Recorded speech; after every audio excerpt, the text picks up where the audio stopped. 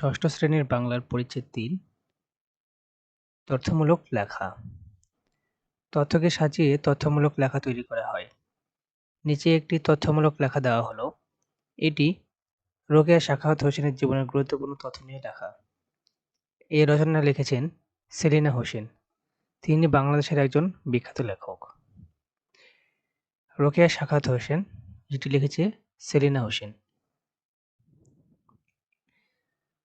রোকেয়া সাখাওয়াত হোসেন 1880 সালে রংপুর জেলায় পায়রাবন্দ গ্রামে জন্মগ্রহণ করেন। তার পিতা জহির মোহাম্মদ আবু আলী সাবের প্রভৃতি ভূ-সম্পত্তির অধিকারী ছিলেন। পায়রাবন্দ গ্রামে তাদের বাড়িটি ছিল বিশাল। ৩.৫ বিঘা জমির মাঝখানে ছিল তাদের বাড়িটি। রোকেয়া সাখাওয়াত হোসেন যে সময় জন্মগ্রহণ করেছিলেন সে সময় বাঙালি মুসলমান সমাজে শিক্ষার ব্যাপক প্রচার ছিল না। ফলে মুসলমানরা শিক্ষা দীক্ষা, চাকরি, সামাজিক প্রতিষ্ঠানের দিক থেকে পিছিয়ে ছিল। মেয়েদের অবস্থান ছিল খুবই শোচনীয়। পর্দা প্রথা কঠোরভাবে মানা হতো বলে মেয়েদের শিক্ষা লাভের কোনো সুযোগ ছিল না। কিন্তু মেধাবী রোকেয়ার প্রবল আগ্রহ ছিল লেখাপড়ার প্রতি। রোকেয়ার বড় দুই ভাই কলকাতার সেন্ট জেভিয়ার্স কলেজে উচ্চশিক্ষা লাভ করেন। বোনদের আগ্রহ দেখে বড় ভাই ইব্রাহিম সাহেবের ছোট বোন করিমুন্নেসা এবং রোকেয়াকে ইংরেজি শিক্ষায় শিক্ষিত করেন। করিমুন্নেসার অনুপ্রেরণায় রোকেয়া বাংলা সাহিত্য রচনা ও আগ্রহী হয়ে ওঠেন। রোকেয়া তার রচিত মতিচুর দ্বিতীয় খণ্ড করিমুন্নেসাকে উৎসর্গ করেছিলেন। উৎসর্গপত্রে তিনি লিখেছিলেন, আপাজান, আমি শৈশবে তোমারই স্নেহের প্রসাদে বর্ণ পরিচয় পড়িতে শিখি। অপর আত্মীয়গণ আমার উর্দু ও ফার্সি পড়ায় তত আপত্তি না করলেও বাংলা পড়ার ঘোর বিরোধ করেছিলেন। একমাত্র তুমি আমার বাংলা পড়ার অনুকূলে ছিলে। নানা বাদ এড়িয়ে রোকেয়া আপন সাধনায় বাংলা সাহিত্যের সৃষ্টি করেছেন। তাই রোকেয়া সাখাওয়াত হোসেন একজন অসাধারণ নারী।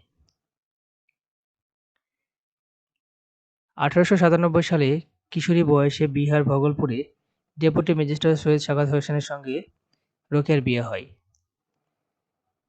স্বামীর সহযোগিতায় তিনি পড়াশোনা চর্চা চালিয়ে যান। বাংলা, ইংরেজি ও উর্দু ভাষায় পারদর্শী হয়ে ওঠেন। সাহিত্যিক হিসেবে তার আত্মপ্রকাশ ঘটে 1902 সালে। কলকাতা থেকে প্রকাশিত নবপ্রভা পত্রিকায় ছাপা হয় তার প্রথম রচনা পিপাসা। বিভিন্ন সময় তার রচনা নানা পত্রিকায় ছাপা হয়ে থাকে। 1905 সালে প্রথম ইংরেজি রচনা সুলতানাজ ড্রিম মাদ্রাজ থেকে প্রকাশিত হয়ে একটি পত্রিকায় ছাপা হয়। তার রচনা সুধীর মণ্ডলের দৃষ্টি আকর্ষণ করে। তিনি সাহিত্যিক হিসেবে পরিচিত হয়ে ওঠেন। 1909 সালে সৈয়দ সাখাওয়াত হোসেন মারা যান। রোকেয়া ভাগলপুরে তার নামে সাখাওয়াত মেমোরিয়াল গার্লস স্কুল প্রতিষ্ঠা করেন। তখন স্কুলের ছাত্রী ছিল 5 জন। 1911 সালে এই স্কুলটি তিনি কলকাতায় স্থানান্তর করেন। শুরুতে ছাত্রীর সংখ্যা ছিল 8। আস্তে আস্তে স্কুলের ছাত্রীর সংখ্যা বাড়তে থাকে। রোকেয়া বাঙালি মুসলমান নারীদের শিক্ষিত করার জন্য শুধু স্কুল প্রতিষ্ঠা করেননি, ঘরে ঘরে গিয়ে মেয়েদের স্কুলে পড়ানোর জন্য বাবা মার কাছে আবেদন নিবেদন করেছেন। এই কাজে তিনি ছিলেন একজন নিরলস পরিশ্রমী কর্মী। তার অক্লান্ত প্রচেষ্টার ফলে নারী শিক্ষার অগ্রগতি সূচিত হয়। মেয়েরা ধীরে ধীরে শিক্ষার আলোর দিকে এগোতে থাকে। 1916 সালে তিনি আঞ্জুমানে খাওয়াতিনে ইসলাম নামে একটি মহিলা সংগঠন প্রতিষ্ঠা করেন। এই প্রতিষ্ঠান থেকে দুস্থ নারীদের বিভিন্নভাবে সাহায্য করা হতো। তাদের হাতে কাজ শেখানো হতো, সামান্য পড়ালেখা শেখানোর ব্যবস্থা ছিল। এক কথায় এই সংগঠনের লক্ষ্য ছিল সমাজের সাধারণ দুর্ধর্ষ নারীদের স্বাবলম্বী করে তোলা। রোকেয়ার প্রকাশিত বইয়ের সংখ্যা মোট 5টি। তিনি মোট 5টি বই লিখেছিলেন। মতিচুর প্রথম খণ্ড, এটি প্রকাশিত হয় 1904 সালে। সুলতানাজ ড্রিম, এটি হয় 1908 সালে। মতিচুর দ্বিতীয় খণ্ড হয় 1922 সালে। পদ্মরাগ 1924 সালে এবং অবরোধবাসিনী 1931 সালে প্রকাশিত করেছিলেন। রোকেয়া এই উপমহাদেশের একজন দূরদৃষ্টিসম্পন্ন মানুষ।